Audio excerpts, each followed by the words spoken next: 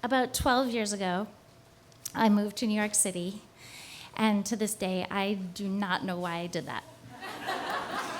But it was an adventure, and to support my adventure, I had to work 2, 3, however many jobs, running here to there, trying to find my feet on this pulsing, frenetic city.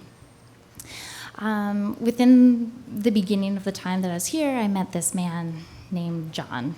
And being a product of someone who was born and raised here, he had a very calm spirit within this craziness that I felt. So he and I started to see each other one winter night. He invited me over. Of course I'm gonna go. And so I opened my closet of really tired, old-looking clothes. And I think with this blast of courage and insanity, screw it. I'm not gonna wear any of these. I'm just gonna wear my snow boots. It's the middle of winter. My snow boots.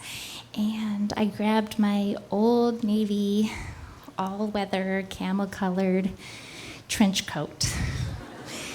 And I threw that on. And I was like, yes, every man's dream. And I jumped on the M14D bus, and it was empty. And I realized, looking at this empty bus full of empty seats, I cannot sit down. The coat isn't long enough, and I'm just gonna hold this pole and hope that this trip goes really quickly.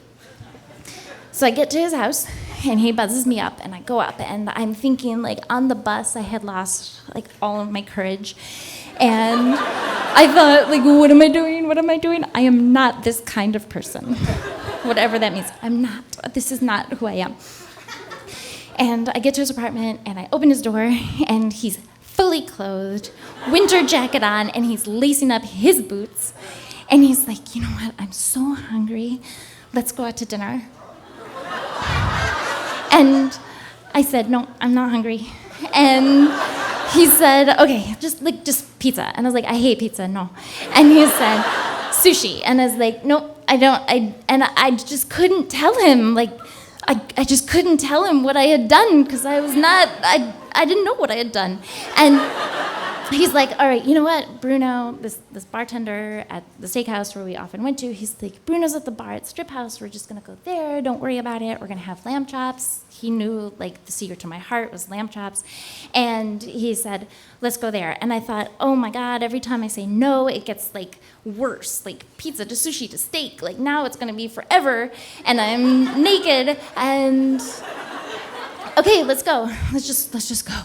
And so we go to Strip House, and it's the middle of winter, so the beautiful, lovely, sweet coat check lady is like, oh, can I take your coat? And I was like, no. And, oh, okay, so we go, Bruno sees us at the bar, and he's like, oh, John, Molly, hey, come on, sit down, here, I have your places for you. Molly, take off that stupid coat, it looks like you're ready to run away. And I was like, oh my God, if you only knew. And I thought, before I sit down, this is my chance, I'm just gonna tell him and we're gonna go, I have to get this over with. But I couldn't, because I was just too embarrassed, what have I done? And so we sat down, and Bruno said, what would you like to drink? And I was like, what would get me drunk the fastest? So I have the courage to tell him. And I said, a martini. Boom, he makes a martini, it's down, gone. And then he's like, wow, okay, would you like something else? Yeah, just another martini. I need to think. And he makes the martini, and in the haze of somewhere else, I hear John ordering 3 or 4 courses of something, and there's a seafood tower involved, and lamb chops and truffled creamed spinach and amazingness. But I was just trying to think, how do I get out of this? How do I tell him? And I can't get my courage back. The courage that told me, just go naked. That courage was gone. And so Bruno was like, no, seriously, take off your jacket. And I was like, you know what? I caught a chill outside. It's cool. I'm fine. And then, to help me, Bruno decided to, turn up the heat in the bar. Oh, my God, no, seriously? Okay. So he turned up the heat of the bar. I'm sitting at the bar. There's like sweat dripping down my face, down into my like old navy, camel-colored all-weather trench coat, and I just didn't know what to do. And the lamb chops come out, and I want the lamb chops, and I still don't have the courage to say it. And finally, John's like, "Do you want to start with steak or lamb?" And I was like, "You're talking about steak, and I'm naked. I'm naked. The polyester is now sticking to my body, and we just have to get out of here because I'm naked." And he looked at me, and he's like, "We gotta wrap it up." And, okay, I know I'm over time, but I have to tell you guys that was like 11, 12 years ago, whatever, present day. We now have a 3.5-year-old daughter. And I look at her, and she's like this demon. Like, from the moment that she was born, she's this, like, tornado in a tiny little thing.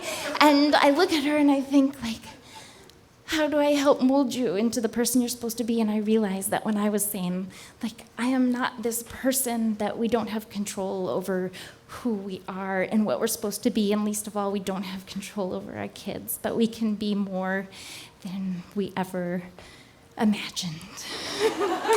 Thank